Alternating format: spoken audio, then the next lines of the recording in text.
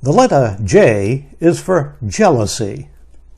Here's another Old Testament story. As they were coming home, when David returned from killing the Philistine, the women came out of all the towns of Israel, singing and dancing, to meet King Saul with tambourines, with songs of joy, and with musical instruments. And the women sang to one another as they made merry. Saul has killed his thousands, and David his 10,000s. Saul was angry, for this saying displeased him. He said, "They have ascribed to David 10,000s, and to me they have ascribed thousands. What more can he have but the kingdom?" So Saul eyed David from that day on. During my years working in the church as a pastor and church executive, I've had ample time to observe human nature at work. Certainly, one of the most instructive times was when church budgets were being proposed and reviewed. When the budgets were being assembled, committees gathered to formulate requests for new amounts. Displeased with the amount being received, some member would raise the mantra, "Our work is worth as much as that other committee. Look at their budget. We should ask for more money." Committees were always evaluating the value of their work by how much was allocated to their task.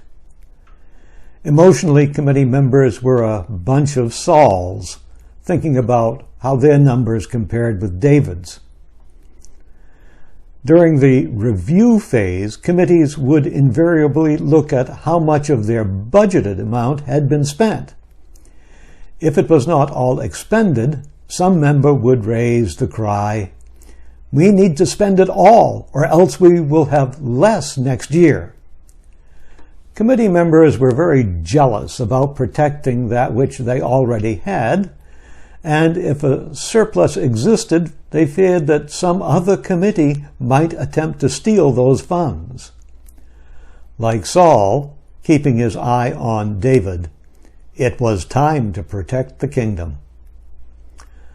I do not believe that type of behavior, envy of a larger budget allocation, and grasping on to what it has already possessed, is unique to churches.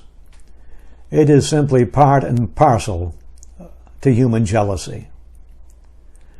During this pandemic, I can look out of my community, over the fence, so to speak, and see people walking down to the waterfront, people riding bicycles and pushing carts, and neighbors gathering in yards to exchange news and have barbecues.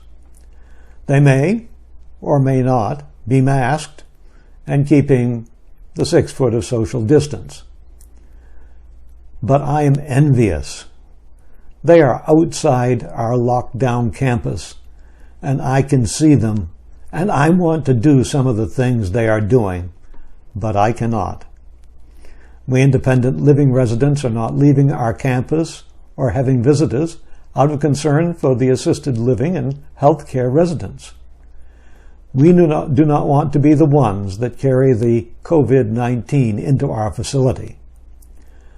However, even though our confinement is voluntary, our human nature still has us looking jealously at those who are outside our gates, enjoying a freedom of movement we have sacrificed.